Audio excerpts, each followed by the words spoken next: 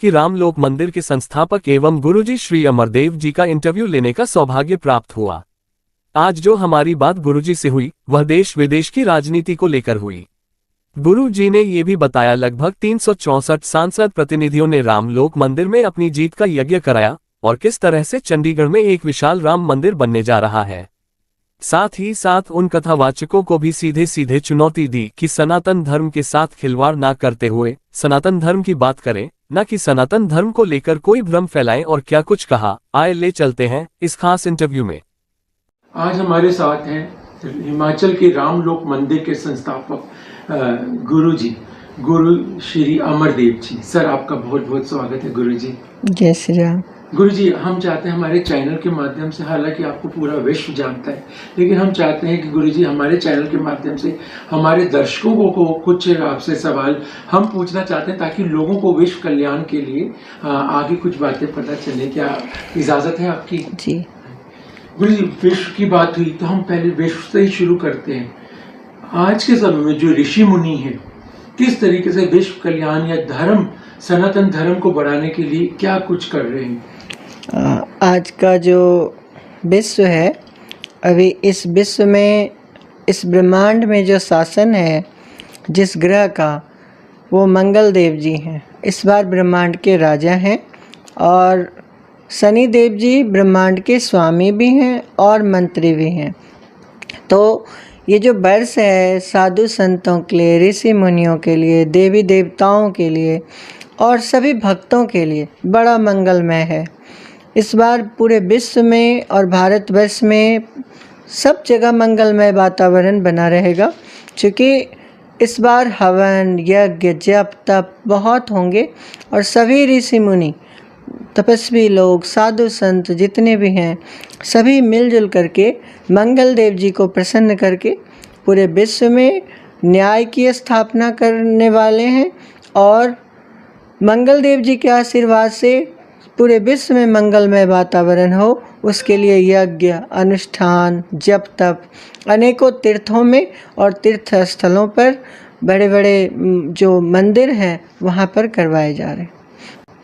गुरु जी, हम आपसे बातचीत करने आए तो हमने कुछ आपके बारे में सर्च भी किया, क्योंकि किसी महान ज्ञानी के सामने आए तो उनके बारे में पता होना चाहिए।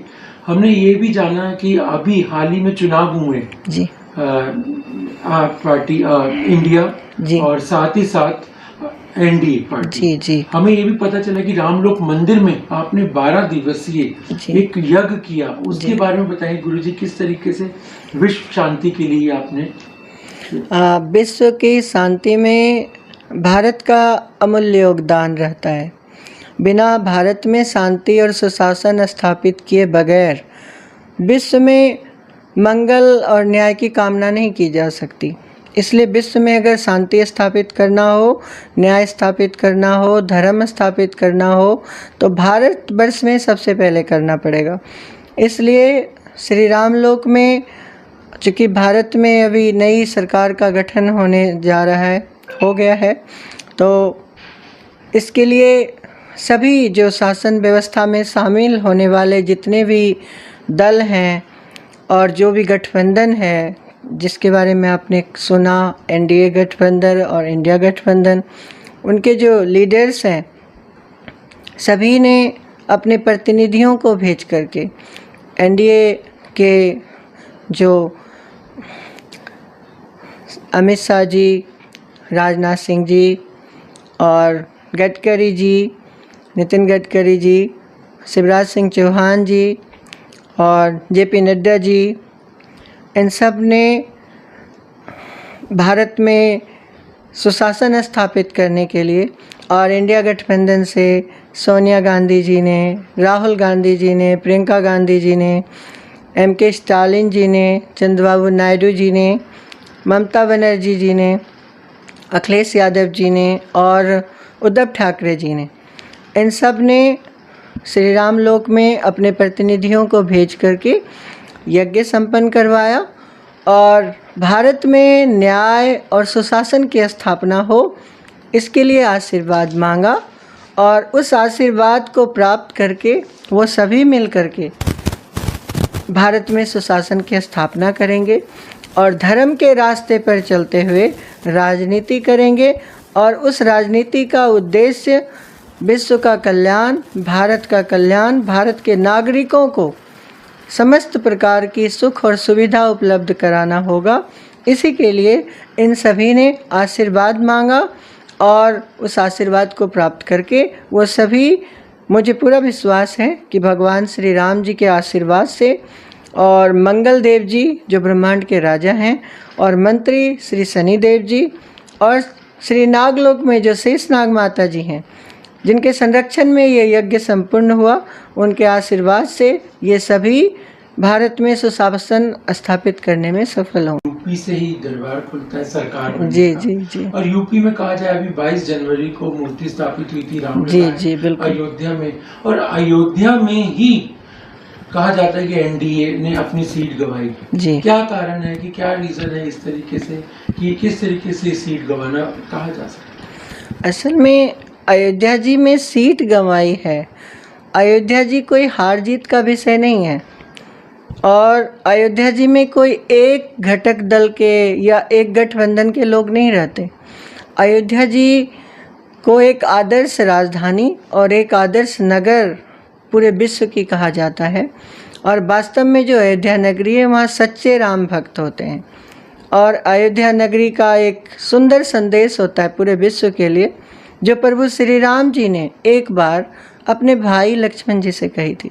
लक्ष्मण जी ने कहा उनसे कि भैया, जहाँ तक जल है, थल है, पृथ्वी है, आकाश है, पर्वत है, वन है, सब पे आपका राज है। 84 लाख जीव आपकी शरण में हैं। आप इनका ध्यान कैसे रखते हैं और इनके कार्य अनुरूप इनको फल कैसे देते हैं? तो प्रभु श्री राम जी ने लक्ष्मण जी से कहा कि भाई, मैंने इस दुनिया को कर्म प्रधान कर रखा है। उन्होंने एक अवधी भाषा में चौपाई कही है कि कर्म प्रधान विश्व करी राखा, जो जस करई सो तस फल चाखा। तो अयोध्या नगरी का यही संदेश है कि अयोध्या नगरी में जो भी जैसा करेगा उसको उसी अनुसार, उनके कर्मानुसार फल प्राप्त होगा। और अयोध्या जी में जो भगवान है वो सिर्फ एक की नहीं, सभी की सुनते हैं, क्योंकि वो 14 ब्रह्मांड के स्वामी प्रभु श्री राम जी हैं। इसलिए अयोध्या जी को हार और जीत का विषय नहीं बनाना चाहिए, क्योंकि जो अयोध्या नगरी है, अयोध्या नगरी को कहा जाता है युद्ध न भवति सो अयोध्या, मतलब जहाँ हार जीत संभव ही ना हो उसका नाम है अयोध्या नगरी।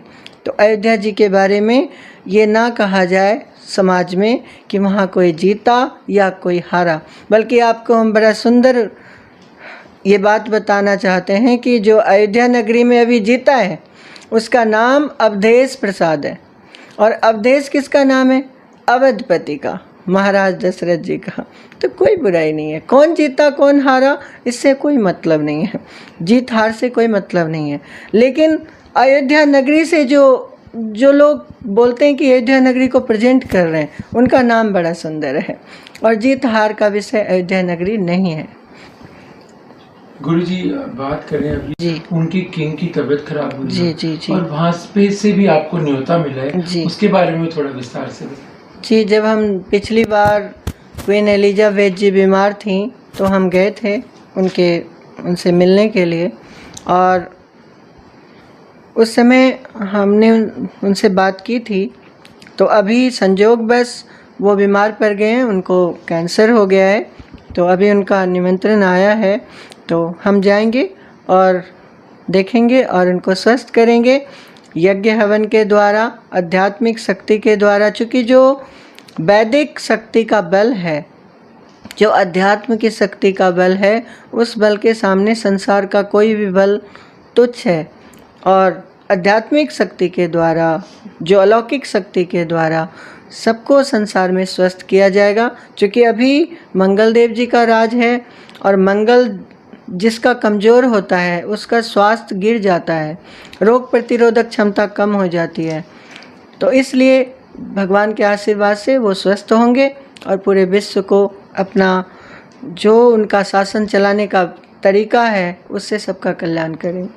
गुरु जी, एक अंतिम सवाल है आज कही है जो कि बहुत महत्वपूर्ण है। जी इसलिए जी जी मैंने जी कि आज के समय में सनातन धर्म को बढ़ाने के लिए जी सब अपना अपना काम कर रहे हैं, कार्य कर रहे हैं, लेकिन कुछ ऐसे ऋषि मुनि हैं जो अज्ञानता में, कथावाचक भी कह सकते हैं कि अज्ञानता में कुछ ऐसी बातें करते हैं जिसका बहुत बड़ा टॉपिक बन जाता है जी। उनके लिए क्या संदेश देना चाहेंगे और किस तरीके से आप इन कथावाचकों को देखते हैं?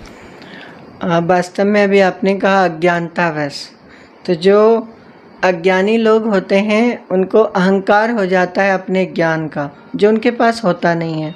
और जो ऋषि मुनि हैं, ऋषि मुनि ऐसा कुछ करते नहीं, क्योंकि ऋषि मुनि को अपने ज्ञान को बताने की कोई आवश्यकता ही नहीं है। ऋषि वो होते हैं जो मंत्र की रचना करते हैं, और मुनि वो होते हैं जो मनन करते रहते हैं, अपने मन में स्मरण करते रहते हैं। तो जो लोग जिसको ज्ञान का अहंकार है, और जो ज्ञानी लोग होते हैं उनको ज्ञान का अहंकार नहीं होता, अज्ञानी लोगों को ज्ञान का अहंकार होता है। तो वो लोग अपने ज्ञान के बल पे अज्ञानता जो फैला रहे हैं उससे समाज में गलत संदेश जा रहा है। और इन सबको शास्त्रों का अध्ययन करने के बाद, और हमारे ग्रंथ, हमारे वेद, हमारे पुराण, हमारे जो उपनिषद हैं, इनका ज्ञान प्राप्त करने के बाद तब समाज के किसी भी वर्ग को या धर्म विशेष के लिए जो कहा जाता है, किसी के लिए भी कहा जाता है, किसी मनुष्य के लिए, जाति के लिए, धर्म, वर्ण, उनको सोच समझ के बोलना चाहिए और शास्त्र अनुकूल बातें करनी चाहिए। जो शास्त्र में नहीं है अपने मन से बना करके मन ग्रंथ बातों को, क्योंकि उन सबको करोड़ों लोग सुन रहे हैं, करोड़ों लोगों का ध्यान, पूरे विश्व, आज तो पूरा विश्व टेक्नोलॉजी के माध्यम से लोगों को सुन रहा है, तो उनसे एक कुप्रभाव पड़ता है। और आपको बता दूं, कहीं और कुप्रभाव पड़े न पड़े, अगर किसी ने भी भगवान के प्रति अपशब्द कहा या अपशब्द फैलाया तो करोड़ों ऋषि मुनि, देवी देवता, 27 नक्षत्र, 9 ग्रह, 12 राशियाँ, 10 दिशाएं, नाग, किन्नर, गंधर्व, लोकपाल, दिक्पाल, इनका को भाजन बनना पड़ता है, इनके श्राप का भागी बनना पड़ता है। इसलिए मनुष्य को, हमने अभी आपसे क्यों कहा कि अयोध्या नगरी को किसी को भी हार जीत से नहीं जोड़ना चाहिए, क्योंकि अयोध्या नगरी पे करोड़ों ऋषि मुनियों का ध्यान रहता है। करोड़ों ऋषि मुनि अयोध्या नगरी का मनन करते हैं, चिंतन करते रहते हैं, उनकी चर्चा करते रहते हैं। अगर किसी ने भी सुन ली कि किसी मनुष्य ने उनका विरोध किया, वहाँ के प्रति अपशब्द कहा, तो उनका तो सर्वनाश तय है। और वैसे भी इस बार न्याय राजा है, न्यायप्रिय राजा है शनिदेव जी, और हनुमान जी स्वयं इस बार शासन व्यवस्था में, मंगल देव जी के रूप में। तो अधर्म के लिए, तो अहंकारियों के लिए, अधर्म के लिए, और जिनमें भी थोड़ा सा भी अहंकार बचा हुआ है, उनका सर्वनाश तो सुनिश्चित है। और ये हम नहीं, ऋषि मुनि नहीं, स्वयं ब्रह्मांड के राजा मंगल देव जी और ब्रह्मांड के मंत्री शनिदेव जी उनके कर्मानुसार करेंगे। गुरुजी बस मैं चाहूँगा मैं चाहूँगा हमारे चैनल के माध्यम से एक सुंदर सा संदेश और विश्व कल्याण के लिए एक कोई दुआ या कुछ ऐसा कि आप कुछ प्रकट करें। विश्व कल्याण के लिए हमने आपसे यही कहा, जो प्रभु श्री राम जी का संदेश है कि कर्म प्रधान विश्व करी राखा, जो जस करई सो तस फल चाखा। तो इस संसार को प्रभु श्री राम जी ने कर्म प्रधान कर रखा है। और आप अभी पृथ्वी पर सबसे बड़ा कर्म तो ये है कि हमारे बच्चे नशे से मुक्त हो जाएं, क्योंकि आज पहले मनुष्यों में नशा तो होता था, लेकिन भगवान के नाम जपने का होता था। आज हमारी युवा पीढ़ी नशे की गिरफ्त में आ चुकी है। और मुझे बड़ा दुख होता है जब हम ये सुनते हैं कि हमारे ही बच्चे जो कल हमसे मिलते थे, चंद दिनों बाद क्यों ख़त्म हो गए, नशे की वजह से। तो ये एक अभिशाप बन गया है इस समाज के लिए। इस समय समस्त मनुष्यों का ये कर्तव्य है कि हमारे बच्चों के मानसिकता को, किसी भी जीव के मानसिकता को जो पृथ्वी पर निवास कर रहे हैं मनुष्य के रूप में, इनकी मानसिकता को भटकने के बजाय भगवान की तरफ ले जाया जाए, धर्म की तरफ ले जाया जाए, ताकि इनका दिमाग भगवान की शरण में हो और भगवान का नाम जप करे। नशा ही करना है तो गुरु नानक देव जी के वचन हैं कि नाम खुमारी नान का चढ़ी रहे दिन रात, नशा सुल्फा शराब के उतरे होत प्रभात। वो कहते हैं कि जो ये नशा करने वाले लोग हैं उनका तो नशा सुबह उतर जाएगा, लेकिन वो कहते हैं कि सभी को कि आप राम नाम का जप करो, राम नाम का नशा करो, दिन रात चढ़ी रहेगी। तो ऐसा नाम जपे, यही सबसे बड़ा संदेश है कि हमारे बच्चे धर्मवीर बने, महावीर बने, बलवान बने, ओजस्वी बने, तेजस्वी बने और खूब सारा भगवान का नाम कमाएं। आज जो आप देख रहे हैं समाज में एक दूसरे को मूर्ख बनाने का कार्य किया जा रहा है, वो क्यों किया जा रहा है? क्योंकि हर आदमी एक दूसरे से ज्ञान प्राप्त करना चाहता है, कोई शास्त्र के द्वारा ज्ञान नहीं प्राप्त करना चाहता, वेद पुराण इसके द्वारा नहीं करना चाहता। इस वजह से ये अज्ञानता का माहौल बना हुआ है। इसलिए हम सब दोबारा से वेद पुराण उपनिषद शास्त्रों का अध्ययन करें और उसके बाद अपने जीवन को सुखमय बनाएं। जय श्री राम।